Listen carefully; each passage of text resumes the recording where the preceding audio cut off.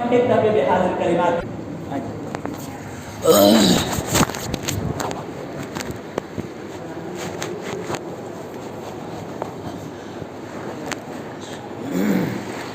السلام علیکم ورحمۃ اللہ وبرکاتہ. الحمد للہ وکفی وسلام علی عبادہ الذین اصطفی، اما بعد فاعوذ باللہ من الشیطان الرجیم. بسم اللہ الرحمن الرحیم. یا معشر الجن والانس ان استطعتم ان تنفذوا من اقطار السماوات والارض فانفذوا لا تنفذون الا بسلطان فبأي آلاء ربكما تكذبان. وقال النبي صلى الله عليه وسلم يا أبا هريرة إن قتلت أو حرقت لا تشرك بالله أو كما قال عليه الصلاة والسلام. معزز سامعین کرام، بزرگان دین، میری پردہ نشین ماں اور بہنوں، آج 17 تاریخ کا گوسپور کا یہ جوڑ جس کی ابتدا کی گئی ہے، کافی دیر ہوا بیٹھ کر بڑی قیمتی باتیں ہوئی ہے، لیکن اب تک بستی کے نامور ہستی سب اپنے گھر میں بیٹھے ہوئے ہیں اور جوڑ کا دن ہے. تقریباً 4-5 دن سے مسلسل اعلان ہوا، مسجد کے مائک میں بھی اعلان ہوا کہ 17 تاریخ کے گوسپور کا جوڑ کا آغاز ہو چکا ہے، اس لیے 17 تاریخ کو ضرور سارے لوگ شامل ہوں گے، جوڑ میں جڑیں گے. لیکن ساری باتوں کو نظر انداز کر دیا گیا اور اپنے کام میں اب بھی مشغول ہے. بڑی افسوس کے ساتھ یہ کہنا پڑ رہا ہے، اللہ تعالیٰ نے قرآن کے اندر فرمایا یا معشر الجن والانس ان استطعتم ان تنفذوا من اقطار السماوات والارض فانفذوا لا تنفذون الا بسلطان. اے انسانوں اور جناتوں کی جماعت، اگر تم اللہ کی عبادت نہیں کرتے ہو، اگر تم دنیا میں مشغول رہتے ہو تو اس زمین کے کنارے کو چھوڑ دو، آسمان کے سائے کو چھوڑ کر نکل جاؤ. فانفذوا لا تنفذون الا بسلطان. بھاگو، بار بار بھاگنے کی کوشش کرو، لیکن اللہ کے علاوہ نہ زمین پر کوئی کنارہ مل سکتا ہے، نہ آسمان کے سائے میں رہنے کی کوئی جگہ مل سکتی ہے. تو یاد رکھو، نیچے بنائی ہوئی زمین جس پر تم زندگی جی رہے ہو یہ بھی اللہ کی بنائی ہوئی ہے. جس آسمان کے سائے میں تم زندگی گزار رہے ہو وہ بھی اللہ کا بنایا ہوا آسمان ہے. اسی آسمان سے کتنی قوموں پر اللہ نے عذاب بھیجا ہے. کسی پر آگ کے انگارے کو برسایا، کسی کے اوپر پتھر کو برسایا، کسی کے اوپر پانی کا سیلاب کو بھیجا، کسی کے اوپر بجلی کی کڑک کو بھیجا، کسی کے لیے زمین کو پھاڑا. بہت ساری قومیں دنیا کے اندر آئی جنہوں نے اللہ کی اطاعت سے اپنا منہ موڑا، جنہوں نے اللہ کے احکام کو چھوڑا. اللہ تعالیٰ نے اس قوم پر اپنے عذاب کو بھیج دیا. کیا آپ کو معلوم نہیں حضرت نوح علیہ السلام جب اپنے قوم میں تبلیغ کرنے کے لیے جاتے تھے، قالوا لئن لم تنتہی یا نوح لتکونن من المرجومین، تو قوم ان سے کہتی تھی اے نوح تم اس کام کو چھوڑ دو ورنہ تمہیں ہم رجم کر دیں گے، پتھر مار مار کر شہید کر دیں گے. لیکن آپ کو معلوم ہے 950 سال تک حضرت نوح علیہ السلام نے اپنی قوم کو للکارا، اپنی قوم کو کہا اس اللہ وحدہ لا شریک لہ جس نے مجھے پیدا کیا ہے، جس نے مجھے دعوت دینے کا حکم دیا ہے، جس نے لوگوں کے کانوں میں اللہ کی آواز کو پہنچانے کے لیے کہا ہے تم مجھے کاٹ دو، تم مجھے مار دو، تم مجھے بوریاں میں بند کر دو، تم مجھے گھر میں بند کر دو، میں اس کام سے باز آنے والا نہیں ہوں. مجھے رجم کر دو، میں اس سے رکنے والا نہیں ہوں. مجھے افسوس ہوتا ہے اس بات پر کہ ابھی جب سے لاک ڈاؤن لگا لوگوں نے کہا کہ مسجد آنا بند ہو گیا، بہت سارے مسلمان خوش ہو کر کے نعرے لگانے لگے چلو اب مسجد جانا نہیں پڑے گا. لیکن اللہ والوں کو ہم نے دیکھا جب مسجد کی در و دیوار سے اذان گونجتی تھی اور ان کے اذان کی مقدس آواز ان کے کانوں میں گونجتی تھی، مسجد کے دروازے پر جب تالا لگا ہوا ملتا تھا تو گیٹ پر آ کر کے آنسو بہا کر کے وہ روتے تھے، اللہ سے فریاد کرتے تھے، اے اللہ یہ کون سا دن آیا ہے کہ آج ہمارا سب کچھ صحیح سالم ہے، مسلمانوں کی تعداد بڑی ہے، ہمارے ملک میں موسم بھی ہموار ہے، اس کے باوجود ہمیں مسجد میں جانے نہیں دیا جا رہا ہے، نماز کی اجازت نہیں دی جا رہی۔ ایسے وقت میں ہمیں سبق لینے کے لیے عبرت کا مقام حاصل کرنا چاہیے۔ حضرت نوح علیہ السلام کے واقعے سے، جب وہ مسجد سے نکل کر قوم کے پاس جاتے تھے اور کہتے تھے جس اللہ نے تجھے پیدا کیا ہے اس اللہ کی عبادت کرو، جس خدا نے تمہیں زندگی دی ہے اس خدا کی پرستش کرو، لوگ اتنا زیادہ پتھر کی بارش برساتے تھے، اتنا زیادہ مارتے تھے کہ پورا جسم پتھروں میں دب جایا کرتا تھا، خون کے فوارے جسم سے چھوٹتے تھے۔ جبرائیل امین تشریف لاتے اور کہتے اے اللہ کے ولی، اے اللہ کے نبی، اللہ نے آپ کو سلام بھیجا ہے، اور اس کے بعد کہتے کہ آپ صبر کیجئے، اللہ آپ کو بہتر مقام عطا فرمائے۔ حضرت نوح علیہ السلام کو تسلی ہوتی اور صبح ہو کر پھر وہی کام کرنے کے لیے جاتے تھے۔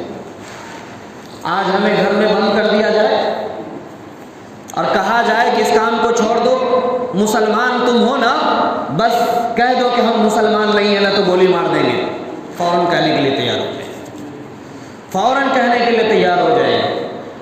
حضرت شعیب علیہ السلام کی قوم نے جب شعیب علیہ السلام نے کہا کہ اے لوگو اللہ تعالیٰ کے حکم مانو اور ناپ تول میں کمی کرنے سے باز آ جاؤ ورنہ اللہ کا عذاب آ جائے گا، ان لوگوں نے کہا کہ اے شعیب اگر ہمیں نصیحت کرنا بند نہیں کیا تو ہم تمہیں ملک سے باہر نکال دیں گے، بڑی تکلیف دہ عذاب میں مبتلا کر دیں گے، اور ایسا ہی ان لوگوں نے پلاننگ کر لیا۔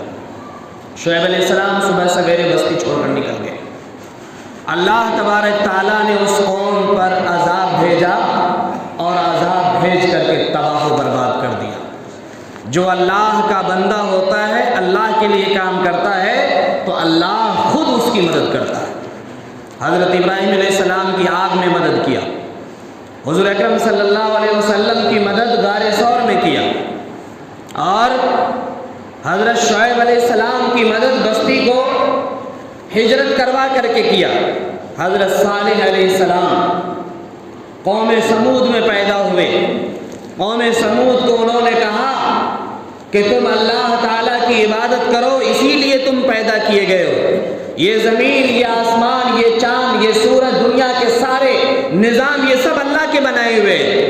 تو انہوں نے کہا کہ تم پہاڑ سے مجھے گاویل اونٹنی لا کر کے دے دو، اس پہاڑ سے گاویل اونٹنی لا کر دے دو گے ہم تمہیں نبی مان لیں گے، ہم تمہاری اطاعت کریں گے، تمہارے خلاف ہم نہیں جائیں گے۔ حضرت صالح علیہ السلام نے اللہ تعالیٰ سے فریاد کی اور اللہ تعالیٰ نے کہا قوم کو فلاں تاریخ میں پہاڑ کے پاس لے کر کے آ جانا۔ قوم پہاڑ کے طرف دیکھتی رہی اور اللہ تعالیٰ نے پہاڑ کے سینہ کو چیر کر کے گاویل اونٹنی کو دے دیا، اور اللہ تعالیٰ نے کہا کہ ان لوگوں کو کہہ دو، ان لوگوں کو کہہ دو کہ اللہ تعالیٰ کے رسول کے معاملے میں یہ ڈرے، اور اللہ نے جو عبرت کے لیے معجزہ کے طور پر اونٹنی بھیجا ہے اس اونٹنی کے بارے میں ڈرے۔ جس دن یہ لوگ کنواں سے پانی پیئیں گے اس دن اونٹنی پانی نہیں پیے گی، اور جس دن اونٹنی پانی پیے گی اس دن تم لوگ پانی پینے کے لیے نہیں جاؤ گے۔ کنواں کے اوپر باری لگا دیا تاکہ دونوں ایک دوسری جگہ ٹکرائے نہیں اور دونوں ایک دوسرے پر کسی بھی طرح کی کوئی کوتاہی نہ کرے، ظلم نہ کرے۔ لیکن وہ قوم اتنی بڑی ہر دھڑم تھی کہ انہوں نے اونٹنی کے پوچھ کو جا کر کے کاٹ دیا اور دھڑام سے اونٹنی گر گئی۔ اللہ تعالیٰ نے حضرت صالح علیہ السلام سے کہا کہ آپ شہر کو چھوڑ کر نکل جائیے، اور ایسی سخت چیخ کی آواز بھیجی، ایسی آواز بھیجی کہ لوگوں کے دماغ پھٹ گئے۔ وہ آواز اتنی شدید آواز تھی کہ جس آواز کی تاب کوئی انسان وہاں کے نہیں لا سکے۔ وَلَا يَخَافُ عُقْبَاهَا، اللہ تعالیٰ نے فرمایا کہ جب میں نے وہ عذاب بھیجا قوم کے اوپر جو خود کھڑے نہیں ہو پائے، جو اپنا بدلہ نہیں لے سکے، اور اللہ تعالیٰ کو تعاقب کا کوئی ڈر نہیں ہوا، تعاقب کا اللہ تعالیٰ کو ڈر نہیں ہوا۔ ہوتا یہ ہے کہ جب کوئی ملک کسی دوسرے ملک پر ظلم کرتا ہے، کوئی بادشاہ کمزور ملک کو دباتا ہے، پریشان کرتا ہے، یا کوئی مضبوط گھر والا مالدار آدمی غریب کو ستاتا ہے، تو اس کے دل میں ہمیشہ ڈر رہتا ہے۔ ڈر اس بات کا رہتا ہے کہ کہیں اس کا دوسرا دوست ہم پر حملہ نہ کر دے، کوئی ان کا رشتہ دار ہم سے آ کر انتقام نہ لے لے۔ بدلہ کا ڈر سب کو رہتا ہے، چاہے وہ امریکہ جیسی سپر پاور طاقت کیوں نہ ہو۔ وہ عراق کو تباہ و برباد کیا، وہ افغانستان کو تباہ و برباد کیا، لیکن ان کے دل کے اندر ہمیشہ یہ ڈر تھا کہ کہیں ہو نہ ہو افغانستان کے تعلق رکھنے والے کہیں ہم پر نہ ظلم کرے، ہم پر کہیں حملہ نہ کر دے۔ یہ ڈر سب کو رہتا ہے، چاہے دنیا کا کوئی بھی انسان۔ جو ظالم ہوگا اس کو ڈر ہوگا، جو انتقام لے گا اس کو ڈر ہوگا، لیکن اللہ تعالیٰ فرماتے ہیں جب میں قوم سمود کو ہلاک کیا وَلَا يَخَافُ عُقْبَاهَا، مجھے ذرہ برابر بھی دل میں ڈر نہیں ہوا۔ اللہ بھی کسی سے ڈرتا ہے، اللہ سے بھی کوئی انتقام لے سکتا ہے، اللہ سے بھی کوئی بدلہ لے سکتا ہے۔ میرے بھائیوں، بڑی عبرت کا مقام ہے۔ وہ عبرت کا مقام یہ ہے کہ جب اس دنیا میں رہنے والے انسان، ان کے رشتہ دار میں کوئی بھی بیمار پڑتا ہے، کسی کے گھر میں آگ لگ جاتی ہے اور اس کے گھر میں کوئی بچہ سو رہا ہو یا بیوی سو رہی ہو یا گھر کا کوئی افراد سو رہا ہو، تو گھر سے باہر والا آدمی اس لگے ہوئے آگ سے اس گھر کے افراد کو ضرور نکالنے کی کوشش کرتے ہیں۔ وہ چاہتے کسی طرح سے ہم جل جائے تو جل جائے، لیکن ہمارا رشتہ دار گھر میں نہ جلے، اس کو نکالے۔ بالٹی لے کر پانی پھینکتے ہیں، دمکل منگاتے ہیں، بالو ریت پھینکتے ہیں، نہ جانے کیسے کیسے حربہ اپناتے ہیں۔ گھر کا کوئی آدمی بیمار ہو جائے تو اس کو فوراً اٹھا کر کے ہاسپٹل لے کر کے جاتے ہیں، کیونکہ ایک آدمی کی بیماری گھر کے سارے لوگوں کو متاثر کرتا ہے، سارے لوگوں کو پریشان کر دیتا ہے۔ اچانک دیکھیے کسی کا ہارٹ اٹیک ہو جائے، اچانک گھر میں کوئی آدمی بہت زیادہ متاثر ہو جائے، بیمار ہو جائے، تو گھر میں پکا ہوا کھانا بھی ویسے پڑا رہ جاتا ہے۔ کہتا ہے نا، گھر کا پکا ہوا کھانا پر جھپنا لگ گیا، کھانا کوئی نہیں کھا پاتا ہے، کیونکہ ان کے دل کے اندر عجیب و غریب طرح کی کیفیت ہو جاتی، پریشان ہو جاتا ہے۔ اب کوئی بھی عقل مند انسان ایسا ہوگا کہ گھر میں کوئی آدمی تڑپ رہا ہو اور اس کو ہاسپٹل نہ لے کر کے جائے؟ کوئی آدمی ایسا ہوگا کہ اس کے گھر میں آگ لگ جائے اور ان کے گھر میں 4-5 آدمی سو رہا ہو اور وہ چپ چاپ آنکھ دبا کر کے نکل جائے باہر؟ نہیں ہوگا، وہ ضرور شور مچائے گا، وہ ضرور اس کو نکالنے کی کوشش کرے گا، وہ ضرور بیمار آدمی کو ہاسپٹل پہنچانے کی کوشش کرے گا۔ جب دنیا میں ہم اپنے رشتہ داروں کے اتنی خیال کرتے ہیں تو اللہ تعالیٰ پہلے ہی فرما دیا، یا ایھا الذین آمنوا قوا انفسکم واہلیکم نارا، اے ایمان والو بچاؤ اپنے آپ کو، بچاؤ اپنے اہل و عیال کو جہنم کی اس آگ سے جس کا ایندھن انسان اور پتھر ہوگا۔ جس دن آپ نمازی ہے آپ جنت میں ہوں گے، اور آپ کی بیوی بے نمازی ہے وہ جہنم کی آگ میں جلے گی۔ جس دن آپ نمازی ہے جنت کے اندر ہوں گے، آپ کی اولاد بے نمازی ہے جہنم کی آگ میں جلیں گی، اور آپ جنت میں ہوں گے، آپ کے بھائی بے نمازی ہے وہ جہنم کی آگ میں جلیں گے۔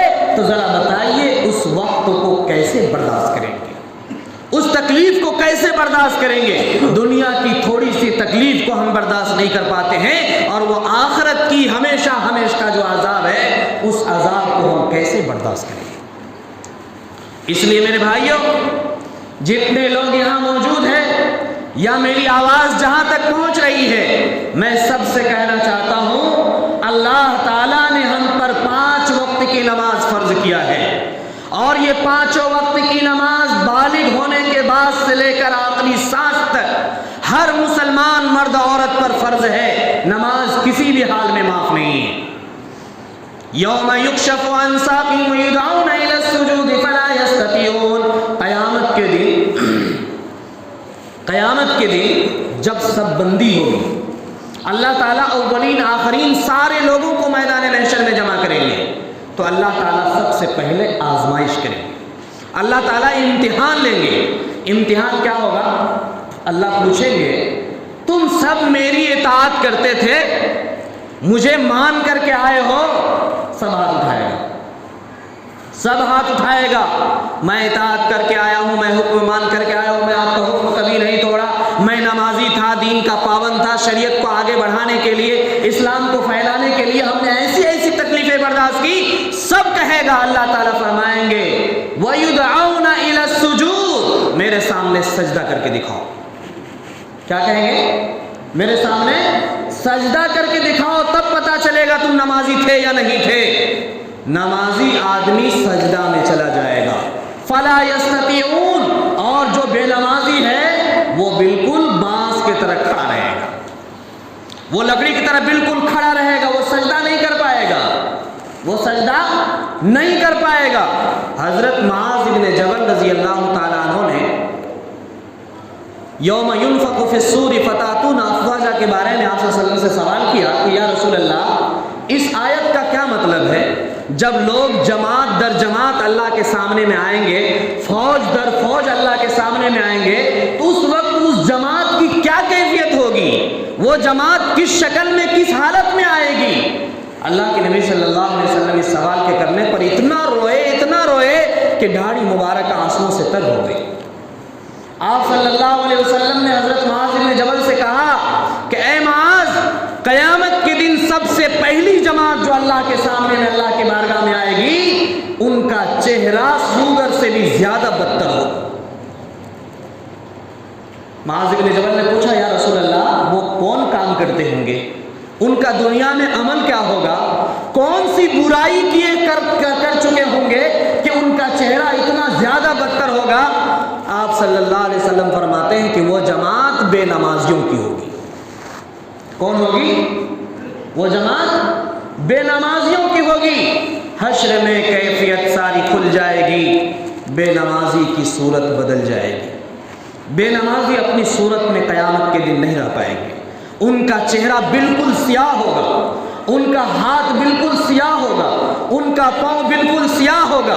لیکن اسی کے مد مقابل میں جو نمازی ہے، جو وضو بناتے ہیں، ٹھنڈی گرمی میں وضو بنا کر نماز پڑھنے کے لیے آتے ہیں، آپ نے فرمایا کہ جو مسجد آتے جاتے ہو انہیں ایماندار ہونے کی گواہی دو، اور کل قیامت کے دن جب یہ نمازی اللہ کے سامنے کھڑے ہوں گے تو وضو کے جو اعضا ہے وہ چاند سورج کے طرح دور سے ہی چمکے گا، دور سے ہی چمکے گا۔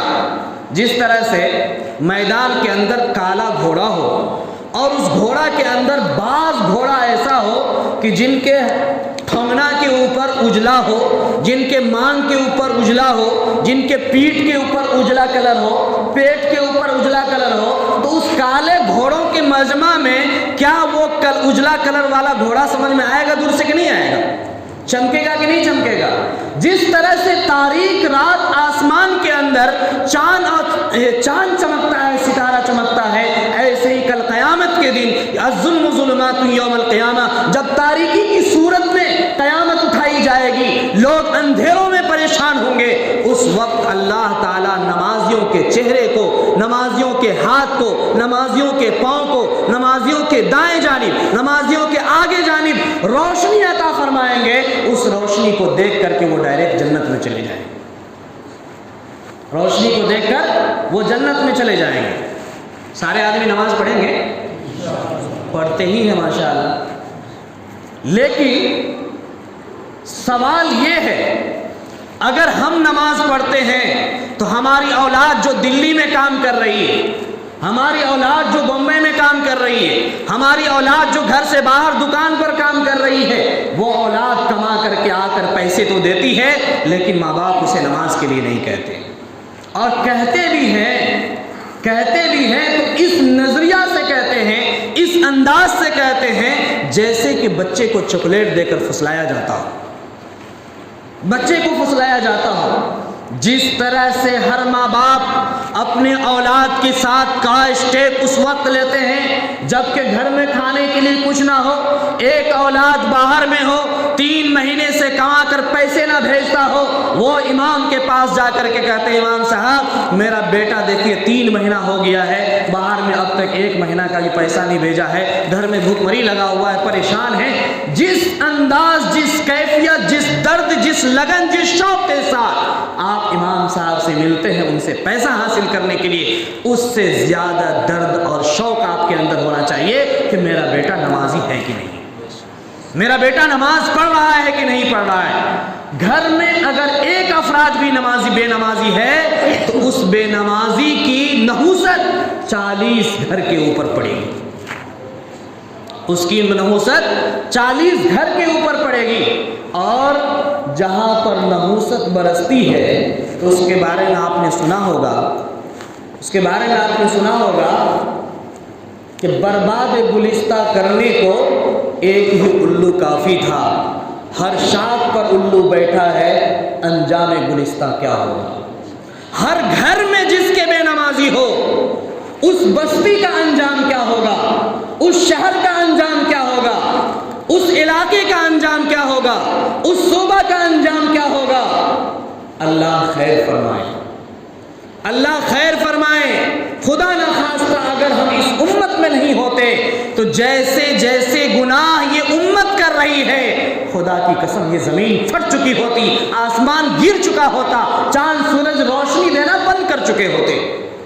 یہ قربان جائیے اس حبیب کبریا جناب محمد رسول اللہ صلی اللہ علیہ وسلم کی ذات گرامی پر، جو 3 دن 3 رات رو کر کے اللہ تعالیٰ کے دربار میں کہا تھا۔ جس وقت آپ صلی اللہ علیہ وسلم کی انگلی مبارک کٹ گئی تھی، انگلی سے خون ٹپک رہا تھا، آپ نے انگلی کو مخاطب کر کے کہا تھا اے انگلی تو خون بہا رہی ہے، یہ بھی تو اللہ کی امانت ہے، اللہ تعالیٰ جو چاہتا ہے وہ کرتا ہے۔ اللہ تعالیٰ نے 17 دن تک وہی روک دیا تھا۔ کتنے دن تک؟ 17 دن تک وہی روک دیا تھا۔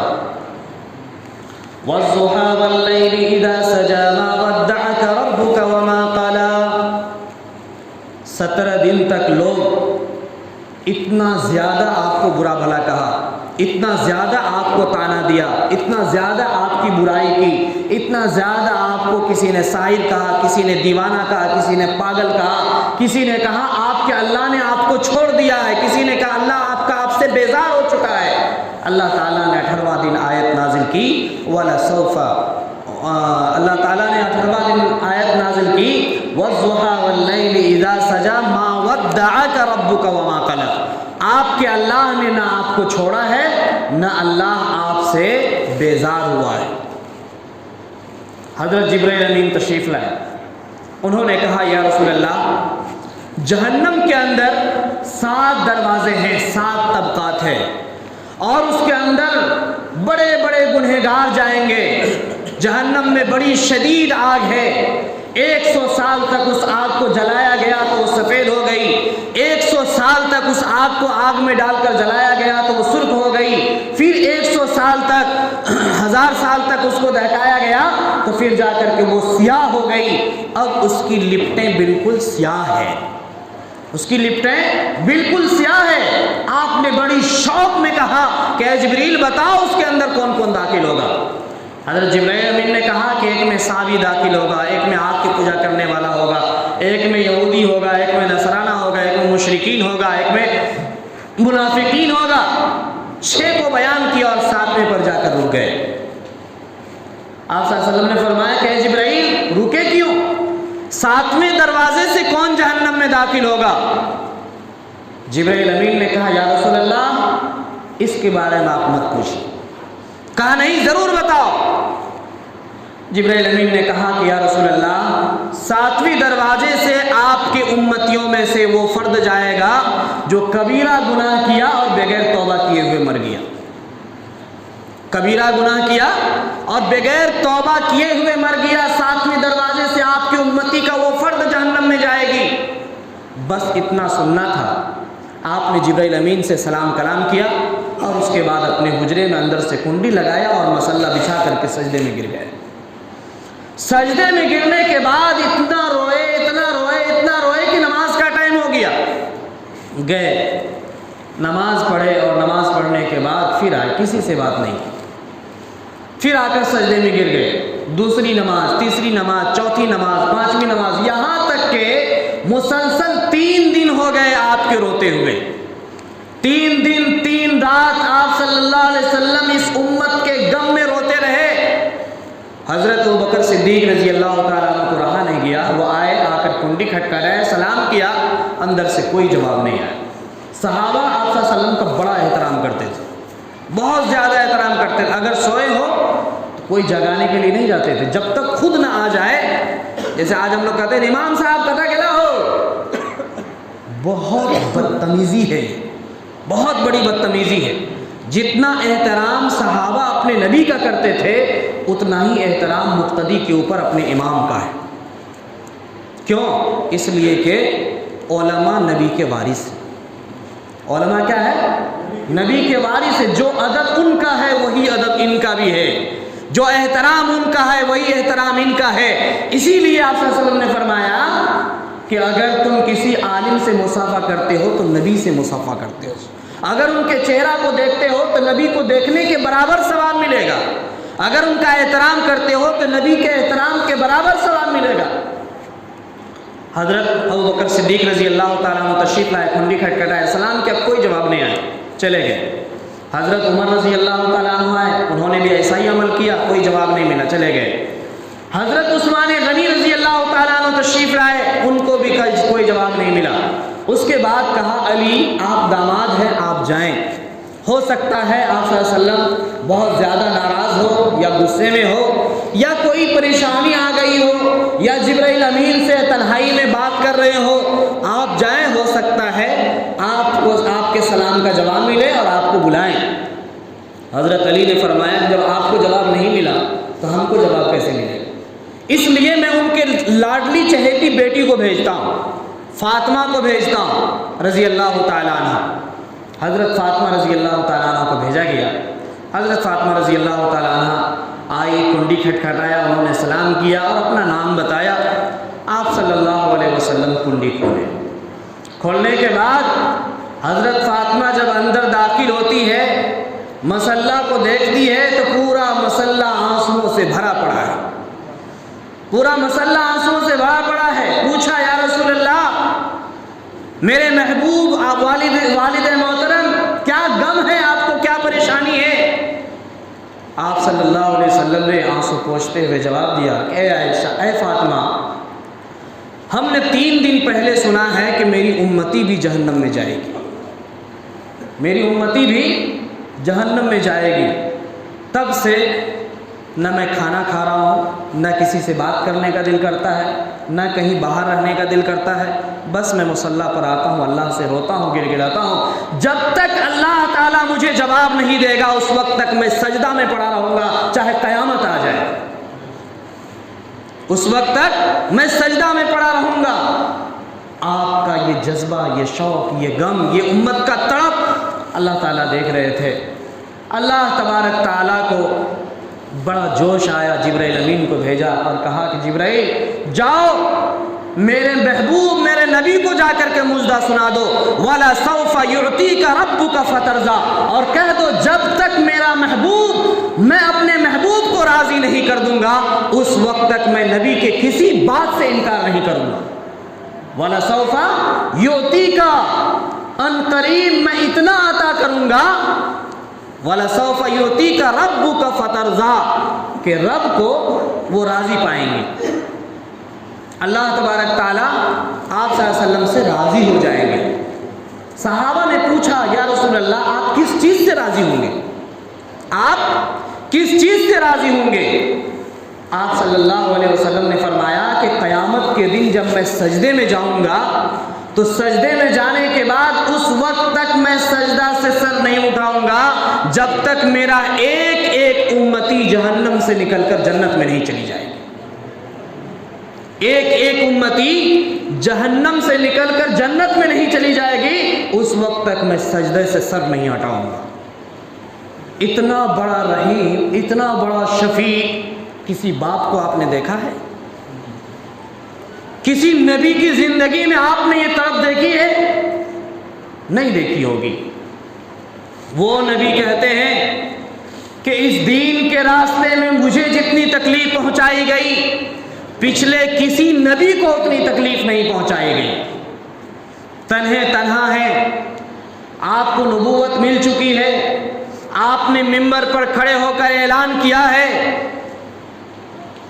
وَأَنذِرْ عَشِيرَتَكَ الْأَقْرَبِينَ, اللہ کا حکم ہے اپنے رشتہ داروں کو ڈرائیے, اپنے رشتہ داروں کو حکم دیجئے.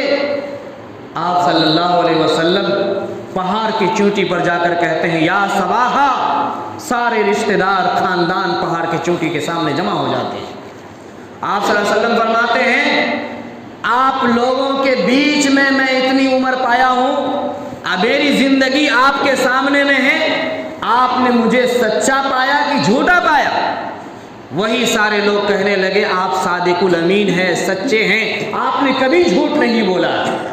کیا ہے آپ؟ صادق الامین ہے, یہودی ہے لیکن نبی کو سچے کہہ رہے ہیں, مشرکین ہیں نبی کو سچے کہہ رہے ہیں. یہ دو صفت آپ صلی اللہ علیہ وسلم کے اندر شروع سے ہی تھی, ایک سچ بولنے کی اور دوسری امانت داری کی, یہ شروع سے ہی تھی. اور یہی دو صفت ایسی ہے کہ جن کے اندر یہ دو صفتیں ہوگی, اور خاص طور سے ہماری امت میں اگر یہ دو صفتیں آ جائیں تو پھر صحابہ کے زمانہ میں جس طرح سے جوک در جوک لوگ ایمان میں داخل ہو رہے تھے آج بھی داخل ہو رہے ہیں. زبان کی سچائی اور امانت داری, یہ دو جگہ پر اکثر جگہ لوگ دھوکے کھاتے ہیں. گاڑی پر سفر کر رہے تھے, 500 کا نوٹ دیا اور 150 روپے کا ٹکٹ تھا, وہ بیچارہ ٹکٹ بھی 150 روپے کا کاٹ کے دیا اور اوپر سے 600 روپیہ بھی دے دیا. گننے میں دقت ہو گیا, گننے میں پریشانی تھی ان کو, پیسے زیادہ تھا, دھڑپڑ میں 100 روپے زیادہ دے دیا, 150 روپیہ بھی نہیں کاٹا اور اوپر سے 500 کی جگہ پر 600 روپے دے دیا, حالانکہ 350 روپے دینا تھا. ہم جیسے کچے مسلمان پیسہ کو دیکھا اور گننے کے بعد دیکھا کہ ارے 500 روپے دیے تھے ہم کو تو 600 روپے واپس کر کے دیا, چلو فٹاک سے جیب میں رکھ لو, جیب میں رکھ لیے. ایمان ہے ہمارے پاس ایمان ہے نہیں. اگر اس پیسہ کو ہم لوٹا دیتے ہیں تو کتنی بڑی بات ہوگی, کتنی عزت کی بات ہوگی. ہماری ایمانداری میں, امانت داری میں کتنا زیادہ 4 چاند لگے گا. ابھی ہم مالدہ ضلع جا رہے تھے پروگرام میں, جلسہ میں, کٹیہار میں جب پہنچے تو کٹیہار میں دیکھا اسٹیشن کے سامنے میں کہ ایک پھٹے چیٹے کپڑا میں اسٹیشن کے اوپر سے, پٹری کے اوپر سے ایک بالکل گندی روٹی اٹھایا اور اس کو ٹوٹی میں دھو کر کے کھانا شروع کیا. ہم وہیں سامنے میں تو ان کو ہم نے ہاتھ دکھایا, وہ رک گیا کھانے کے لیے, ہم نے ناشتہ خرید کر کے اس کو دے دیا. یہ غریب آدمی, یہ مسکین آدمی جس کے لیے اللہ نے ہم کو مال دیا ہے, سب کو مال دیا ہے جس پر خرچ کرنے کے لیے, آج اس مسکین کی مدد کرنے سے ہم لوگ کوسوں دور ہیں. تھوڑا سا دور نہیں ہے, کوسوں دور ہیں. یقول اہلکت مالا لبدا, اللہ تعالیٰ فرماتے ہیں جو لوگ کہتے ہیں ہم نے اپنے مال کو خرچ کر کے ہلاک کر دیا, اپنے مال کو خرچ کرنے کے بعد فخر کرتے ہیں, جو دنیاوی معاملے میں خرچ کرتے ہیں, فضولیات میں خرچ کرتے ہیں, شادی بیاہ میں رسم و رواج کے لیے, دکھاوے کے لیے جہاں 50,000 خرچ ہونا چاہیے وہاں لاکھوں روپیہ بہا دیتے ہیں. ختنہ میں اور چھوٹی چھوٹی معمولی چیزوں میں جہاں کچھ بھی خرچ نہیں ہونا چاہیے وہاں لاکھوں روپیہ بہا دیتے ہیں. اللہ تعالیٰ فرماتے ہیں یقول اہلکت مالا لبدا ایحسب ان لم یرہ احد, اور یہ گمان کرتا ہے اس کو کوئی دیکھنے والا نہیں ہے. کان کھول کر کے سن لو, جس مکان میں جتنی زیادہ خرچ ہونی چاہیے اتنا ہی خرچ ہو, اگر زیادہ ہے تو اس کا حساب ہوگا. جس گاڑی پر آپ آسانی سے چڑھ سکتے ہیں, اگر کم کی گاڑی میں آپ چڑھ رہے ہیں تو آپ سے کوئی حساب و کتاب نہیں, لیکن جہاں پر 1 لاکھ کی گاڑی ہونی چاہیے وہاں 25 لاکھ کی گاڑی لے کر کے اس پر چڑھ رہے ہیں, اس پیسے کا حساب ضرور ہوگا. جہاں 5 لاکھ کا مکان بننا چاہیے وہاں 20 لاکھ کا مکان بنا رہے ہیں, آدھا اپنا استعمال کر رہے ہیں, آدھا کرایہ پر دے رہے ہیں, یہ کرایہ پر دینے کا حق آپ کو نہیں ہے۔ کیوں؟ اس لیے کہ آپ کو اللہ تعالیٰ نے مال اس لیے دیا ہے، مالدار اس لیے بنایا ہے تاکہ آپ کے پڑوسی میں اگر کوئی غریب ہے تو اس پر خرچ کیجئے، آپ کے پڑوسی میں اگر کوئی یتیم بچہ ہے تو اس پر خرچ کیجئے۔ اللہ تعالیٰ نے فرمایا اگر تم فخر کرنا چاہتے ہو تو تمہارے اندر 4 صفات ہونا چاہیے، تب تم خوش نصیب بنو گے، اللہ کی نظر میں پیارے بنو گے۔ وہ ایک چیز ہے فک رقبہ، فک رقبہ، اپنے گردن کو چھڑانے کے لیے جو خرچ کرتا ہے۔ آپ میں سے کوئی مسلمان بھائی کو ناجائز غلط طریقے پر الزام لگا کر بغیر جرم کے اس کو جیل کے سلاخوں میں ڈال دیا ہے، ان کے گردن کو آزاد کرانے کے لیے، جیل سے نکالنے کے لیے آپ اپنے مال کو اس پر خرچ کیجیے۔ فک رقبہ، رقبہ کو آزاد کرانے کے لیے، گلا کو آزاد کرانے کے لیے۔ او اطعام فی یوم ذی مسغبہ، دوسری چیز ہے او اطعام فی یوم ذی مسغبہ، او اطعام، آپ کھانا کھلائیے ایسے دن میں جس دن میں اس کے گھر میں کھانا نہیں پکا ہے۔ آپ کے بستی میں ایک بیوہ عورت ہے، ان کے گھر میں کسی چیز کی کمی نہیں تھی، جب سے شوہر کا انتقال ہوا ہے ایک دن کھانا بنتا ہے، ایک دن بھوکا رہتی ہے، ان کے بچے بھوکے رہتے ہیں۔ او اطعام فی یوم، ایسے دن میں ذی مسغبہ، جس دن ان کے گھر میں کھانا نہیں بنتا ہے۔ آپ اگر حقیقت میں سچے ہیں، حقیقت میں آپ اپنے اوپر فخر کرنا چاہتے ہیں، اللہ کی نظر میں محبوب بننا چاہتے ہیں، تو آپ ایسے مسکین کے اوپر خرچ کیجیے، جس کے گھر میں کھانا نہیں بنا اس کے گھر میں آپ کھانا پہنچائیں۔ یتیماً ذا مقربہ، تیسری چیز ہے یتیماً ذا مقربہ، آپ کے رشتہ داروں میں اگر کوئی یتیم بچہ ہے، آپ کے رشتہ داروں میں اگر کوئی یتیم بچہ ہے، اس یتیم بچہ کی کفالت کی ذمہ داری آپ لے لیجیے۔ حدیث شریف کے اندر آتا ہے جس نے یتیم بچہ کے سر کے اوپر شفقت کا ہاتھ رکھا ہوگا، ان کے سر کے نیچے جتنا بال ہوگا اللہ تعالیٰ اتنا ہی اجر عطا فرمائیں گے۔ یتیماً ذا مقربہ، اور چوتھی چیز ہے او مسکیناً ذا متربہ، او مسکیناً ذا متربہ، ایسا مسکین جو زمین سے چپکا رہتا ہے، زمین میں دبا رہتا ہے۔ آپ راستے پر چلتے ہوں گے سائیکل سے، گاڑی سے یا دوسری گاڑی سے، آپ نے دیکھا ہوگا کہیں کہیں پر نہایت کمزور نہیں بوڑھا آدمی ایک چھوٹا سا کٹورا لے کر کے روڈ کے سامنے بھیک مانگتا رہتا ہے۔ ان کے دوسرے ہاتھ نہیں ہیں، ان کے پاؤں نہیں ہیں، کسی کی آنکھ نہیں ہے، کسی کے گلے میں بڑا پھوڑا نکلا ہوا ہے، کوئی کوڑ کے مریض میں مبتلا ہے، کوئی اور کسی پریشانی میں مبتلا ہے۔ جو آدمی ایک جگہ سے دوسری جگہ جا نہیں سکتا، حقیقت میں وہ مجبور ہے، آپ کو نظر آ رہا ہے کہ وہ مجبور ہے، ایسے مسکین کے اوپر آپ ضرور خرچ کیجیے، ایسے مسکین پر۔ او مسکیناً ذا متربہ، جو زمین سے چمٹا رہتا ہے۔ ایک مرتبہ بیرپور سے ہم نکل رہے تھے، دیکھا کہ ایک نہایت کالے کپڑے میں ایک بوڑھا آدمی بیٹھا ہوا تھا، اور بڑی پلیٹ تھی ان کے پاس، اور پورا جسم اس کا غلاظت سے بھرا ہوا تھا، پوری جسم سے بانس آ رہی تھی۔ وہ روڈ کے بغل میں بیٹھا ہوا تھا، ہم نے گاڑی وہیں پر روکا، ان سے پوچھا کھانا کھائے ہیں؟ تو انہوں نے کہا 2 دن سے کھانا نہیں کھایا۔ کیا کہا؟ 2 دن سے کھانا نہیں کھایا۔ بغل میں ہی دکان تھی، ہم گاڑی گھما کر کے فوراً گئے دکان میں، بسکٹ وغیرہ لیے، اس کے بعد جا کر کے وہاں پہنچتے ہیں تو پتہ چلتا وہ لاپتہ، چلنے نہیں آتا تھا ان کو، بہت زیادہ پریشان تھے، بہت زیادہ پریشان تھے۔ ان کو ڈھونڈنے کے لیے ہم نے 4 مرتبہ تقریباً گاڑی کو آگے پیچھے کیا تاکہ کہیں نظر آ جائے، کھیت میں گیا ہوگا، روڈ کے نیچے گیا ہوگا، اگل بغل میں گیا ہوگا، مشکل سے 2 منٹ بھی نہیں ہوا ہوگا، لیکن نہیں ملا اللہ کا۔ ایسا سفر بہت جگہ ہوتا ہے۔ ایسے آدمی کو مثال دینے کا مطلب ہے کہ ڈھونڈ کر کے اس پر خرچ کرنا چاہیے۔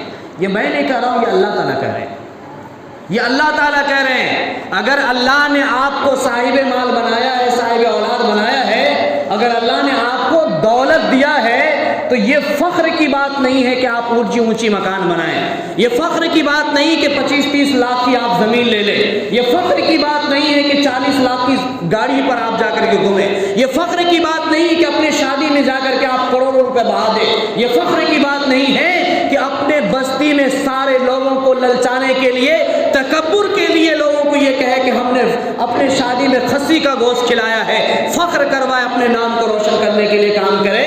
یہ فخر کی چیز نہیں ہے. فخر کی چیز یہ ہے کہ اگر کوئی جیل کے اندر سڑ رہا ہے تو اس کو اپنے پیسہ لگا کر کے, دولت لگا کر کے اس کو نکلوائیے. فخر کی بات یہ ہے اگر آپ کے بستی میں کوئی یتیم بچہ ہے تو ان کی آپ حفاظت کیجیے. فخر کی بات یہ ہے کہ شوہر کے مر جانے کے بعد اگر کوئی اسلام کی مقدس شہزادی وہ پردہ میں رہتے ہوئے بھی اب وہ مانگنے کے لیے جا رہی ہے یا کہیں کام کرنے کے لیے جا رہی ہے تو پورے بستی مل کر کے ایک عورت کی عزت اگر کوئی محفوظ نہیں کر سکتا ہے, ایک عورت کو گھر میں عزت کے ساتھ بٹھا کر کے کھانا نہیں دے سکتا ہے, تو پھر ہم سب کو جی کر کے فائدہ کیا ہے؟ جی کے فائدہ کیا ہے؟ ہم اپنے لیے پیدا ہوئے ہیں. ارے ہم اپنے لیے پیدا ہوئے ہیں. اگر اپنے لیے پیدا ہوئے ہیں تو سن لیجئے, اللہ تعالیٰ نے قرآن کے اندر فرمایا ہے فَأَمَّا مَنْ آتَى وَاتَّقَى وَصَدَّقَ بِالْحُسْنَى فَسَنُيَسِّرُهُ لِلْيُسْرَى وَأَمَّا مَنْ بَخِلَ وَاسْتَغْنَى وَكَذَّبَ بِالْحُسْنَى. جس نے بخل کیا, اپنے مال کو گن گن کر کے بینکوں میں رکھا, اپنے ہی گھر پر خرچ کیا, کسی پر خرچ نہیں کیا, مال سے زکوٰۃ نہیں نکالا. وَأَمَّا مَنْ بَخِلَ وَاسْتَغْنَى, اپنے آپ کو بے نیاز سمجھتا رہا کہ میرے گھر کا دروازہ 24 گھنٹہ بند رہتا ہے, نہ کوئی آ سکتا ہے نہ ہمارے گھر سے کوئی جا سکتا ہے, کیونکہ کمی نہیں ہے, دولت ہے, مال ہے, اناپ شناپ پیسے ہیں. اب کسی غریب آدمی سے, کمزور آدمی سے بات کرنا بھی پسند نہیں کرتے, غریب آدمی سے بات کرنا بھی پسند نہیں کرتے, اپنے آپ کو ہر چیز سے بے نیاز کر سمجھتے ہیں. وَأَمَّا مَنْ بَخِلَ وَاسْتَغْنَى وَكَذَّبَ بِالْحُسْنَى, اور ہر اچھی بات کو ٹھکراتے ہیں. ہم چنی ڈیگرے نیست, ہم سے بڑا گدھا کوئی نہیں ہے, وہ یہ سمجھتا ہے. تو اللہ تعالیٰ فرماتے ہیں فَسَنُيَسِّرُهُ لِلْعُسْرَى, بڑی مشکل جگہ میں اس کو ہم ڈالنے والے ہیں. اللہ فرماتے ہیں بڑی مشکل جگہ میں ہم اس کو ڈالنے والے ہیں. آپ صلی اللہ علیہ وسلم نے فرمایا کہ وہ مسلمان اس مسلمان سے بہتر ہے, وہ مسلمان اس مسلمان سے بہتر ہے جو بستی میں کسی سے تعلق نہیں رکھتا, جو بستی میں کسی سے تعلق نہیں رکھتا, اپنے رشتہ داروں سے نہیں ملتا, رشتہ داروں کی دکھ درد میں ساتھ نہیں دیتا, کوئی بیمار ہو جائے ان کی عیادت کرنے نہیں جاتا, پڑوسی میں کوئی بھوکا ہو کھانے کے لیے نہیں پوچھتا, کوئی مر جائے ان کے جنازے کے لیے جو مہمان آئے ان کے کھانے کے لیے نہیں پوچھتا. بستی میں کوئی پریشان حال ہے ان سے اس کو کوئی مطلب نہیں ہے. اس آدمی سے وہ مسلمان بہت بہتر ہے جو دل جوئی کرتا ہے, پڑوسیوں کے ساتھ رہتا ہے اور بستی کے اندر سب سے میل ملاپ رکھتا ہے, اور اگر اس میں کسی سے تکلیف پہنچتی ہے تو اس پر وہ صبر کرتا ہے. جو سماج کا کام کرتا ہے نا اسے تکلیف پہنچتی ہے, کیونکہ ہر آدمی کا مزاج ایک طرح نہیں ہوتا. کبھی کوئی کچھ بول دے گا, آپ اچھا کام کر رہے ہیں لیکن آدمی کو سمجھ میں نہیں آئے گا, وہ کہہ دے گا کہ یہ آدمی بہت بیکار ہے. آپ ملت کے لیے کام کر رہے ہیں, سماج کے لیے کام کر رہے ہیں, لیکن کہے گا نہیں یہ آدمی صحیح نہیں, کیا ہوگا؟ دقت ہو جائے گی, اس وقت غم ہوگا. ایسے وقت میں آدمی کیا کرتا ہے؟ بہتر کام کو بھی چھوڑ دیتا ہے, اپنے ہاتھ پاؤں سمیٹ کے بیٹھ جاتا ہے, بہتر کام کو بھی چھوڑ دیتا ہے. ایسے وقت میں آدمی کو سمجھنا چاہیے, چاہے وہ مسجد بنا رہا ہو, چاہے وہ مدرسہ بنا رہا ہو, چاہے وہ قوم و ملت کی فلاح کے لیے کوئی تنظیم بنا رہا ہو, یا بستی کے لیے کوئی پہل کر رہا ہو, یا بستی کے غریب مسکین کے لیے پیسہ وصول رہا ہو, اگر اس کے اوپر کوئی الزام لگ رہا حقیقت میں وہ امانت دار ہے تو ان کو چاہیے کہ کسی کے ورگلانے کا, کسی کے تانا دینے کا بالکل پرواہ نہ کرے. کیونکہ اگر دشمن آپ اپنا دشمن کو چاہتے ہیں, دیکھنا چاہتے ہیں, تو آپ اچھا کام کرنا شروع کر دیے, بے شمار دشمن ہو جائے گا. اچھا کام کرنے لگیے نا, بے شمار دشمن ہو جائے گا. پاگل کو دیکھیں کسی کچھ بولتے ہوئے, وہ کچھ کرتا ہی نہیں ہے. پاگل کسی کام کا نہیں, وہ کچھ نہیں کرتا, اس لیے وہ بغل سے گزر جائے کوئی کچھ نہیں کہے گا. وہی آدمی اگر کوئی کھڑا ہو کر کے مسجد بنوا رہا ہے, کہاں سے پیسہ لا رہا ہے, سب اپنے کھا رہا ہے, ایسا کر رہا ہے, ویسا کر رہا ہے, کتنا اونچا کام کر رہا ہے, کتنی مشکل سے پیسہ لا رہا ہے, کن کن کے دروازے پر کتنی بار جا رہا ہے, بارش ہو, گرمی ہو, ٹھنڈی ہو, سردی ہو, کتنے کی کڑی بات سن رہا ہے, کتنی کی کون کون سی بات سن رہا ہے, اس کو نظر انداز کر دیتا ہے. یہ کیا کر رہا ہے؟ پیسہ لاتا ہے, آدھا اپنا کھاتا, اپنا مسجد میں لگاتا ہے. اس طرح کی باتیں سننے کو ملتی ہے، لیکن آپ صلی اللہ علیہ وسلم نے فرمایا کہ ایسے جگہ پر ثابت قدم رہنا چاہیے اور نیکی کے کام میں آگے بڑھنا چاہیے۔ یہ مثال آپ صلی اللہ علیہ وسلم نے دیا، نہیں دیا؟ کوہ صفا پر جب آپ کے سارے رشتہ دار دشمن ہو گئے، سارے لوگ آپ کے مخالف ہو گئے، سب نے کہا نعوذ باللہ محمد کو مٹا دو، اور یہاں تک کہ پلاننگ ہونے لگی کہ جو محمد کے گردن کو سر قلم کر کے لائے گا، گردن کو لائے گا، 100 اونٹ اسے دیا جائے گا۔ کون کھڑا ہوا تھا سر قلم کرنے کے لیے؟ کون کھڑا ہوا تھا جی؟ حضرت عمر فاروق ابھی اسلام نہیں لائے تھے، عمر فاروق سر قلم کرنے کے لیے کھڑے ہو گئے تھے۔ اللہ تعالیٰ نے اسے ایمان دیا کہ نہیں؟ ایمان کی دولت سے سرفراز فرمایا نا۔ ایسے وقت میں جب بہت زیادہ ناگفتہ حالات تھے، آپ صلی اللہ علیہ وسلم کے پاس حضرت ابو طالب تشریف لائے۔ انہوں نے کہا کہ بھتیجا اب ہم سے صبر نہیں ہوگا، اب اس بوجھ کو ہم برداشت نہیں کر سکتے ہیں۔ ہمارے سارے رشتہ دار ہم سے کہنے لگے ہیں اگر تمہارا بھتیجا اللہ کی بات کرنا نہیں چھوڑے گا، ہمارے خداؤں کو برا بھلا کہنا نہیں چھوڑے گا، تو ہم ان کو بھی ستائیں گے اور تم کو بھی ستائیں گے، تم کو مقابلہ کرنا پڑے گا۔ بھتیجا اتنا ہی تکلیف دو جتنا میں برداشت کر سکوں۔ کیا کہا؟ بھتیجا اتنا ہی غم دو، اتنا ہی تکلیف دو جتنا میں برداشت کر سکوں۔ اکیلے آپ صلی اللہ علیہ وسلم ہیں، ساری دنیا مخالف ہے۔ دل پر ہاتھ رکھ کر کے تھوڑی دیر کے لیے آنکھ بند کر کے سمجھیے، سوچئے کہ وہ گھڑی آپ کے اوپر کیسی گزری ہوگی کہ صرف ایک سہارا آپ کا ابو طالب، اور وہ بھی آ کر کے یہ کہہ رہے ہیں کہ بھتیجا اتنا تکلیف نہ دو جتنا میں برداشت نہ کر سکوں۔ کیا گزرا ہوگا نبی آخر الزماں پر صلی اللہ علیہ وسلم؟ آپ بہت دیر تک سر پکڑ کے روتے رہے، اور اس کے بعد حجرے میں ابو طالب کو بلایا اور کہا چچا جان یہ جو کہتے ہیں ان کے اوپر دھیان نہ دیجیے۔ چچا نے کہا کہ بھتیجا اگر آپ سردار بننا چاہتے ہیں یہ سردار بنا دیں گے، اگر آپ مکہ کے مالک بننا چاہتے ہیں مالک بنا دیں گے، اگر آپ کسی رئیس کی بیٹی سے شادی کرنا چاہتے ہیں شادی کرا دیں گے، اگر آپ کا منشا ہے دولت بڑھانے کا جیسے ہمارے نیتا لوگ کرتے ہیں، اگر دولت بڑھانے کا منشا ہے تو دولت سے آپ کو مالا مال کر دیں گے۔ آپ نے فرمایا چچا جی ان سے جا کر کے کہہ دیجئے ایک ہاتھ میں یہ چاند رکھ دے اور دوسرے ہاتھ میں سورج رکھ دے، میں اس کام سے باز آنے والا نہیں۔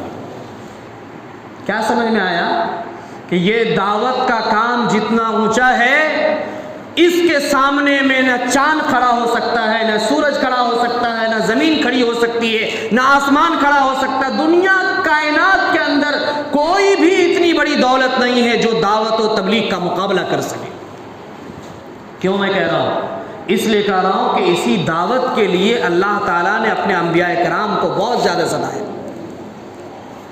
نبیوں کے اوپر پتھر کی بارش ہوئی، راستے میں کانٹے بچھائے گئے، آپ کے راستے روکے گئے، آپ کو برا بھلا کہا گیا۔ کیا اللہ تعالیٰ کبھی یہ چاہتے کہ اللہ کے محبوب بندہ ان کے راستے میں کانٹے بچھایا جائے؟ جب وہ سجدہ میں جائے تو ان کے گلے میں اوجڑی ڈال دیا جائے؟ جب آپ دین کی دعوت دینے کے لیے جائے تو آپ کے اوپر کوڑا کرکٹ ڈالا جائے؟ کیا اللہ تعالیٰ یہ کبھی چاہیں گے؟ نہیں چاہیں گے۔ لیکن کلمہ کی دعوت کی عظمت اتنی اونچی ہے کہ اللہ تعالیٰ نے اس عظمت کو سمجھانے کے لیے نبیوں کو طرح طرح سے آزمایا اور مشکلات میں ڈال کر کے لوگوں کو یہ کہا کہ دعوت سے بڑھ کر کے دنیا میں کوئی نہیں، دعوت سے بڑھ کے دنیا میں کوئی نہیں، یہ سب سے اونچا عمل ہے۔ اسی لیے اللہ تعالیٰ نے نبیوں کو تکلیف میں رکھنا تو پسند کیا لیکن دعوت کے کام کو بند کرنا پسند نہیں کیا۔ آج تھوڑی سی بات ہوئی تو مسجد کے دروازے پہ تالا لگا دو، جائیں گے تو جیل میں ڈال دیا جائے گا، ایسا کر دیا جائے گا، ویسا کر، جوڑ کو روک دو، جماعت کو روک دو، کہیں نہیں جائیں گے، جماعت میں جائیں گے جیل میں جانا پڑے گا۔ ارے ایک بار جماعت میں جا کر کے جیل میں بھی نہیں گئے تو ہماری قربانی کیا ہے؟ پوری زندگی کا کوئی قربانی تو بتائیے۔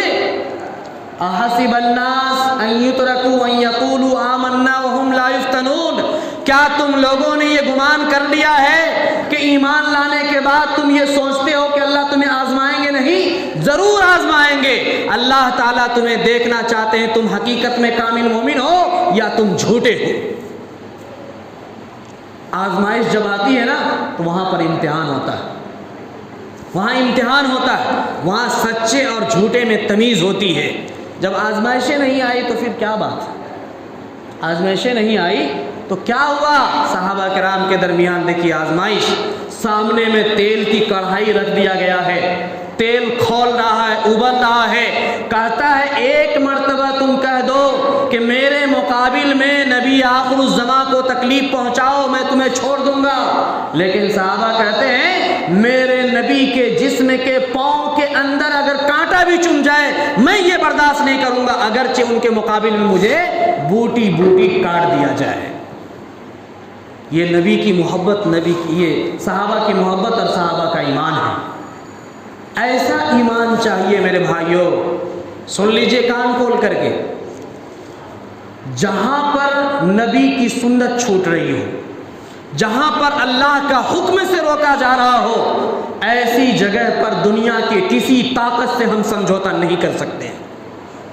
دنیا کی کسی طاقت سے ہم سمجھوتا نہیں کر سکتے ہیں۔ تم کہہ دو کھانا بند کر دو، بند کر سکتے ہیں۔ تم کہہ دو دروازہ لگا دو، لگا سکتے ہیں۔ تم کہہ دو تم اس جگہ نہیں فلاں جگہ جاؤ، چلے جائیں گے۔ لیکن تم کہو گے نماز پڑھنا چھوڑ دو، تم کہو گے نبی کے طریقے پر چلنا چھوڑ دو، تم کہو گے دعوت دینا چھوڑ دو، تم کہو گے قرآن پڑھنا چھوڑ دو، تم کہو گے نبی کے طریقے کو چھوڑ دو، کیا یہ بھی مسلمان کر سکتا ہے؟ جب مسلمان یہ کرنے لگے گا تو پھر مسلمان ہے کیوں؟ پھر مسلمان ہے کیوں؟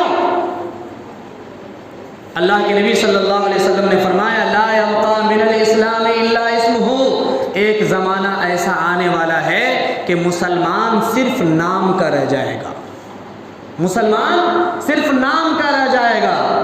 صحابہ نے پوچھا یا رسول اللہ کیا مسلمانوں کی تعداد کم ہوگی؟ کہا کہ نہیں، تعداد بہت بڑی ہوگی، تعداد بہت بڑی ہوگی۔ نام کیا ہوگا؟ نام عبداللہ ہوگا، نام عبد الرحمن ہوگا، نام محمد سلیم ہوگا، نام عبد اللطیف ہوگا، لیکن جب دین کی باری آئے گی تو وہ کہے گا ہم کچھ نہیں جانتے۔ قرآن پڑھنا جانتے ہیں جی؟ نہیں، ہمارا ماں باپ قرآن پڑھایا ہی نہیں ہے۔ 4 گو سورہ یاد ہے؟ نہیں، 4 گو نہیں، اچھے 2 گو سورہ یاد ہے۔ کیسے 4 رکعت نماز پوری ہوگی؟ دعائے قنوت یاد ہے؟ تو نہیں، یاد نہیں ہے۔ عمر کتنی ہے؟ تو عمر 40 سال ہے، عمر 40 سال ہے، قرآن پڑھنے نہیں آتا۔ عمر 60 سال ہے، نماز پڑھنے نہیں آتا۔ عمر 70 سال ہے، دعائے قنوت یاد نہیں ہے۔ تو یہ نامے کا نہ مسلمان ہوگا۔ لا یبقى من الاسلام الا اسمہ، ایک وقت ایسا آنے والا ہے کہ اسلام صرف نام کا رہ جائے گا۔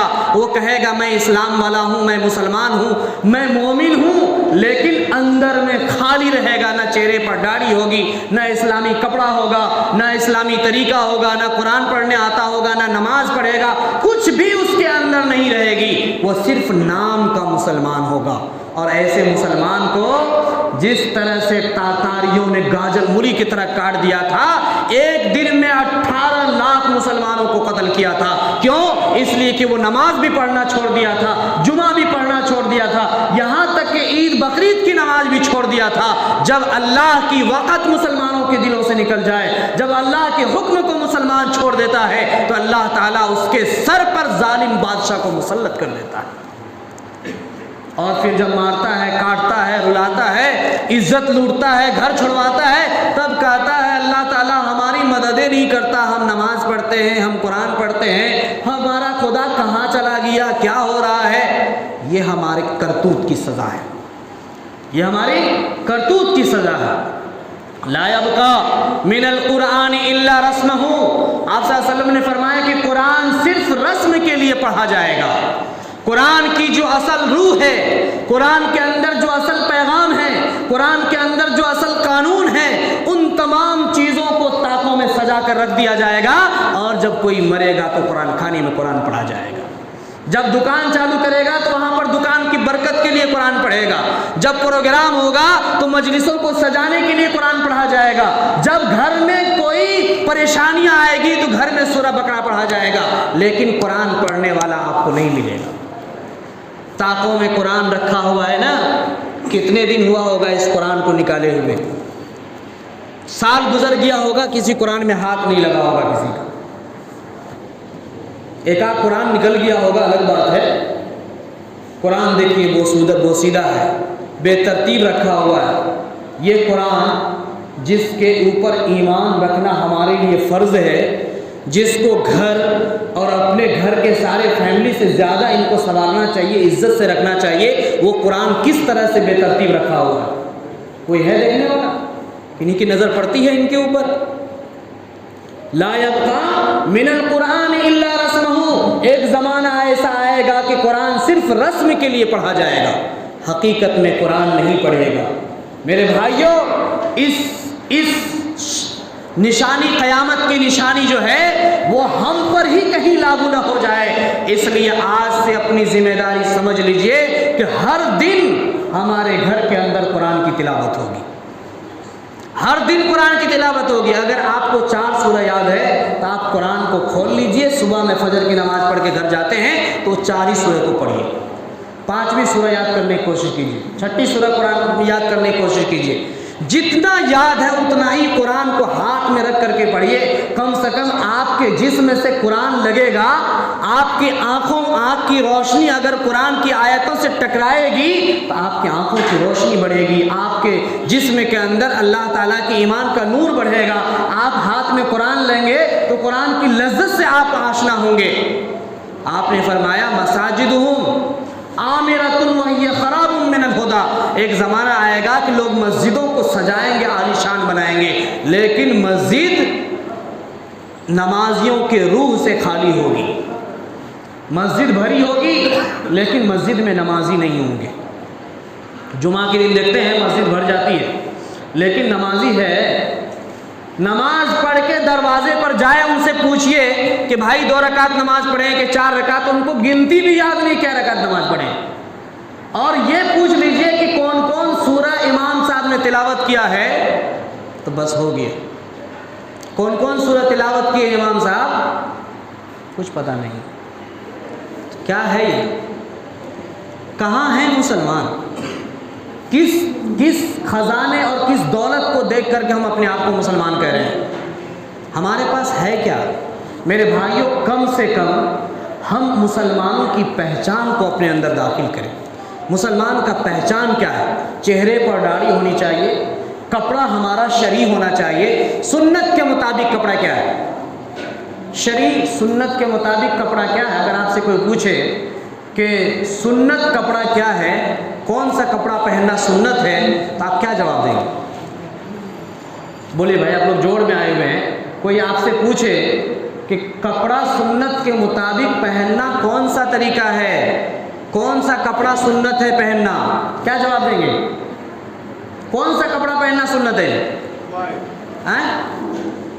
ارے بھائی کوئی تو بولیے، کون سا کپڑا پہننا سنت ہے؟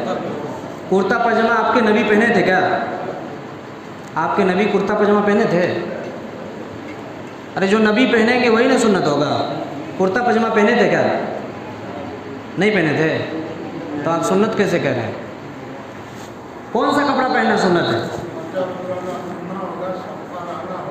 اچھا، صاف ستھرا رہنا ہوگا، پھٹا پرانا پہنا ہوگا، بالکل مجذوب بن کر کے جانا ہوگا روڈوں پہ، ہے نا؟ مجذوب بن کے رہنا ہے، جس کپڑے میں 70 کو پیون لگا ہوا ہو، جس کپڑے میں 70 کو پیون لگا ہوا ہو وہی پہننا سنت ہے۔ سب بول رہے ہیں، دیکھیے اللہ رحم فرما۔ اچھا، کھانے کے لیے جو بیٹھتے ہیں تو کھانے کے لیے جو بیٹھتے ہیں وہ کون سا کھانا شروع میں کھانا سنت ہے اور آخر میں کھانا سنت ہے؟ شروع آخر میں کون سا کھانا کھانا سنت ہے؟ بولیے بھائی، سب آدمی بولیے بھائی، ہم بھی طالب علم ہیں، آپ بھی طالب علم ہیں، آپ ہم سے بڑے ہیں، بولیے۔ 3 انگلی ہم نے سوال نہیں کیا، کون سی چیز سے کھانے کی ابتدا کرنا سنت ہے؟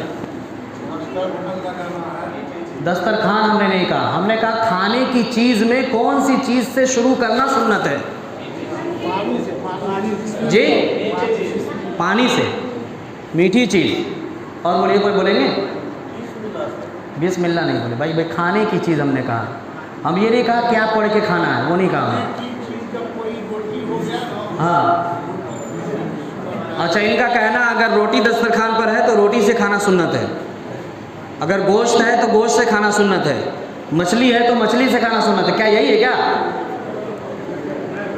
بولیے بھائی ہم سنت شریعت پوچھ رہے ہیں آپ سے، مذاق کی کوئی بات نہیں، شریعت پوچھ رہے ہیں، کیونکہ اس کا علم ہونا، ایک علم کا حاصل کرنا، ایک باب علم کا حاصل کرنا رات میں 1000 رکعت نفل نماز پڑھنے سے زیادہ ثواب ہے۔ 1000 نفل نماز پڑھ کے دیکھیں کبھی ایک ہفتہ میں 1 مہینہ میں پڑھ کے دیکھیے گا کیا گزرتا ہے۔ تو بہرحال 2 سوال ہم نے کیا، ایک سوال کون سا کپڑا پہننا سنت ہے، دوسرا کھانے کی کون سی چیز سے ابتدا اور انتہا کرنا سنت ہے۔ میں یہ نہیں پوچھ رہا ہوں، یہ نہیں کہہ رہا ہوں کہ کھانا چاہیے ہر حال میں یا فرض ہے، ہم نے سنت پوچھا، نبی کا طریقہ پوچھا ہے۔ تو یاد رکھیے گا ہر زمانے کے صلحاء لوگ جو کپڑا پہنتے ہیں، ہر زمانے کے، جس کو آپ علماء کہتے ہیں، جس کو آپ صلحاء کہتے ہیں، جس کو آپ اللہ والے کہتے ہیں، ہر زمانے کے صلحاء، مخلصین، متوسلین اور محبوبین، یعنی اللہ تعالیٰ کے محبوب بندہ جو کپڑا پہنتے ہیں وہ کپڑا پہننا سنت ہے۔ سمجھ میں آیا؟ ہر زمانے کے صالحین لوگ، جس کے لیے آپ دعا کرتے ہیں اللہم اہدنا الصراط المستقیم صراط الذین انعمت علیہم من النبیین والصدیقین والشہداء والصالحین، صالحین کی دعا کرتے ہیں نا، اے اللہ صالحین میں ہمیں پیدا فرما، یا صالحین میں ہمارا نام جو شمار فرما۔ تو ہر زمانے کے صالحین لوگ، نیک متقی پرہیزگار لوگ جو کپڑا پہنتے ہیں وہی کپڑا پہننا سنت ہے، چاہے وہ کرتا پاجامہ پہنے، چاہے وہ لنگی کرتا پہنے، یا جو بھی کپڑا وہ استعمال کرتے ہیں۔ سمجھ میں آ گیا؟ یہ سنت ہے۔ اور دوسرا سوال ہم نے کیا کس چیز کے کھانے کے ابتدا اور انتہا سنت ہے۔ یہ ہمارے سماج میں، ہمارے علاقے میں مشہور ہے کہ میٹھی چیز سے کھانا سنت ہے، میٹھی چیز سے کھانا سنت ہے، لیکن یہ غلط ہے۔ یہ کیا ہے؟ غلط ہے۔ نمکین سے کھانے کی ابتدا کرنا سنت ہے اور نمکین پر ختم کرنا بھی سنت ہے۔ جو آدمی میٹھا سے ہی کھانے کی ابتدا کرتے ہیں وہ آدمی بہت جلد چینی کی بیماری میں مبتلا ہو جاتے ہیں۔ جو زیادہ چائے پیتے ہیں نا، ان سے پوچھئے ان کو چینی کی بیماری کیوں ہو رہی، گیس کی بیماری کیوں ہو رہی ہے۔ اس بیماری میں وہ اسی لیے مبتلا ہوتے ہیں۔ اور جو زیادہ نمکین کھاتے ہیں، کھانے کا مطلب یہ نہیں کہ پورا نمک اٹھا کر کھا لیجیے، نمکین چیز زیادہ لوگ استعمال کرتے ہیں اور اکثر لوگوں کا محبوب نمکین ہی ہوتا ہے۔ تو ابتدا میں بھی نمکین اور انتہا میں بھی نمکین۔ اس کا مطلب یہ نہیں کہ پہلے نمک کو چاٹ لے اس کے بعد کھانا شروع کریں۔ گوشت مچھلی آپ کی پلیٹ میں ہے، دال پلیٹ میں، دال بھی تو نمکین نہ ہوتا ہے، گوشت بھی تو نمکین نہ ہوتا ہے، سبزی بھی نمکین نہ ہوتا ہے، جو بھی ہے روٹی اٹھا کر کے اس سے لگا کر کھائے، وہی سنت ہے۔ سنت سمجھ کر کے کھائیں، سنت سمجھ کر کے کھائیں۔ اور دنیا میں جو بھی عمل ہم کر رہے ہیں، چاہے سو رہے ہیں، بیٹھ رہے ہیں، کھڑا ہو رہے ہیں، کھانے کے لیے بیٹھے ہیں یا لیٹے ہوئے ہیں، کچھ بھی کر رہے ہیں، ہر کام اگر ہم سنت کے مطابق کریں گے نا تو وہ ہمارا وہ کام عبادت بن جائے گا، وہ ہمارا عبادت بن جائے گا۔ اگر ہم سو رہے ہیں سنت کے مطابق، دائیں کروٹ پر لے کر دائیں ہتھیلی کو رخسار کے نیچے اور بائیں ہتھیلی کو کمر کے اوپر رکھ کر کے سو رہے ہیں نا، وضو بنا کر کے سو رہے ہیں، دعا پڑھ کے سو رہے ہیں، تو پوری رات عبادت کرنے کا ثواب ملے گا۔ پوری رات سنت پر عمل کرنے کی وجہ سے پوری رات عبادت میں شامل ہوگا۔ اور پھر صبح اٹھ رہے ہیں، دعا پڑھ رہے ہیں، وضو بنا رہے ہیں، نماز پڑھنے کے لیے جا رہے ہیں، ہر کام سنت کے مطابق ہو تو وہی کام آپ کی عبادت بن جائے گی۔ ڈھونڈنا نہیں پڑے گا کہ ہم نماز پڑھیں گے تبھی ثواب ملے گا، روزہ رکھیں گے تبھی ثواب ملے گا۔ چل رہے ہیں نا، چل رہے ہیں تو اگر اوپر میں جا رہے ہیں تو اللہ اکبر پڑھ رہے ہیں، نیچے جا رہے تو سبحان اللہ پڑھ رہے ہیں، اور میانے پہ چل رہے ہیں تو الحمدللہ پڑھ رہے ہیں، کھا رہے ہیں تو اللہم لک الحمد و لک شکر پڑھ رہے ہیں۔ رات میں جب سونے کے لیے جائیے تو دل پر ہاتھ رکھ کر کے ایک مرتبہ اللہ سے مخاطب ہو جائے، ایک مرتبہ 5 منٹ کے لیے اللہ سے مخاطب ہو جائیے اور اللہ تعالیٰ سے کہیے کہ اللہ تو نے ہمارے لیے اتنی بڑی بڑی نعمتیں دیا ہے، آسمان، زمین، چاند، سورج اور کھانے کی ساری چیزیں سب ہمارے لیے پیدا کیا۔ ان الدنیا خلقت لکم وانتم خلقتم للآخرہ، کہ دنیا کی ساری چیزوں کو تمہارے لیے بنایا گیا ہے اور تم کو آخرت بنانے کے لیے بھیجا گیا ہے، تم کو آخرت بنانے کے لیے بھیجا گیا۔ تو اے اللہ تو نے اتنی ساری نعمتیں دیا ہے، اس کے باوجود ہم نے 24 گھنٹہ میں فنا گناہ کیا ہے، ہم سے یہ گناہ سرزد ہو گیا ہے۔ اب ساری گناہوں کو دن بھر کا یاد رکھیں گے، دل پر ہاتھ رکھیں گے، اس کے بعد اللہ سے لو لگائیں گے اور کہیں گے اللہ ہم نے فنا گناہ کیا ہے، اے اللہ سارے گناہوں سے ہم توبہ کرتے، میرے گناہ کو معاف کر دیجیے، میرے گناہ کو معاف کر دیجیے۔ اور اس کے بعد اللہم لک الحمد و لک شکر 100 مرتبہ آپ رات میں سوتے وقت پڑھ لیجیے۔ کس لیے؟ اے اللہ تیرا حمد، تیرا شکر ہم بیان کرتے ہیں، کیوں؟ اس لیے کہ تو نے اولاد دیا ہے، اولاد کو صحیح سالم رکھا ہے۔ اے اللہ تو نے مکان دیا ہے، مکان کو صحیح سالم رکھا ہے۔ اے اللہ تو نے کھیتی دیا ہے، کھیتی کو صحیح سالم رکھا ہے۔ اے اللہ تو نے سانس لینے کے لیے ہمیں ناک دیا، صحیح سالم ہم سانس لے رہے ہیں۔ اے اللہ تو نے پیٹ دیا ہے، صحیح طریقے سے یہ ہضم کر رہا۔ ایک جگہ پروگرام میں گئے 3 بجے میری تقریر ختم ہوئی تو 3 بجے رات کو ہم نے ایک آدمی کو دیکھا کہ نہایت کمزور بوڑھا آدمی ہے اور ٹیک لگا کر کے دیوار سے سو رہا ہے۔ ہم قریب میں گئے، رہا نہیں گیا، ہم نے پوچھا چچا جی کیا ہوا، آپ ٹیک لگا کے کیوں سو رہے ہیں، لیٹتے کیوں نہیں ہیں، یہاں پر 2 تکیا لگا ہوا، تکیا پہ کیوں نہیں سوتے ہیں؟ وہ کہتا ہے بیٹا 3 سال ہو گیا ہے ہم لیٹ کر کے سوئے نہیں، 3 سال ہو گیا ہے ہم لیٹ کر کے سوئے نہیں۔ پوچھا کیوں؟ کہا اس لیے کہ یہاں کی جو ہنسلی ہے کھانا کھانے کے بعد جو آ کر کے لگ جاتی ہے، کھانا کو اوپر نہیں آنے دیتی ہے، وہ ہنسلی میری ڈیمیج ہو گئی، ختم ہو گئی۔ ہم کھانا کھا کر کے سوتے ہیں تو وہ کھانا میرا ناک سے منہ سے باہر آ جاتا ہے، وہ کھانا میرا ناک سے منہ سے باہر آ جاتا ہے۔ اللہ تعالیٰ نے آپ کو صحیح رکھا ہے، اللہ کا شکریہ ادا کرنا چاہیے کہ نہیں کرنا چاہیے؟ آنکھ صحیح رکھا ہے، دانت صحیح رکھا ہے، زبان صحیح رکھا ہے، ہاتھ پاؤں صحیح رکھا ہے، ساری نعمتوں سے استفادہ کرنے کا موقع دیا ہے، سب کچھ صحیح رکھا ہے، تو اللہ کا شکریہ ادا کرنا چاہیے نا، کرنا چاہیے۔ اللہ کا شکریہ کیسے ہوگا؟ جب کہ ہم اللہ کے لیے وقت نکالیں، اللہ کے لیے نماز پڑھیں۔ دنیا کے لیے بہت وقت ہے، چائے کی دکان پر ٹائم خرچہ کر دیں گے، کھیت میں جا کے گھنٹوں لگا دیں گے، روڈوں پر لگا دیں گے، لیکن مسجد میں نماز کے لیے آئیں گے تو بس ادھر امام صاحب سلام پھیرے، ادھر دوسرا قدم باہر چلا جاتا ہے، جلدی بھاگو مسجد سے، دین کی مجلس ہے، اس میں بیٹھنے کا من نہیں کرتا، دل میں اطمینان نہیں ملتا۔ کیوں؟ اس لیے کہ اس دین سے ہمیں محبت ختم ہو رہی ہے، جتنا بیٹھیں گے اتنا نماز کا ثواب ملے گا۔ تو دین کے لیے ٹائم دیں گے آپ حضرات انشاءاللہ؟ کون دیں گے؟ ہاتھ اٹھائیے تو، باپ رے 100 آدمی تیار ہے۔ نام لکھیے نا، ان لوگوں کا کم سے کم مہینوں کا نام لکھیے، دیکھتے ہیں دین سے محبت ہے کہ دنیا سے محبت ہے۔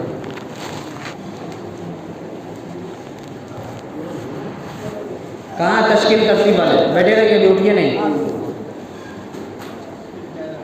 تشکیل و ترتیب والے حضرات کہاں ہیں؟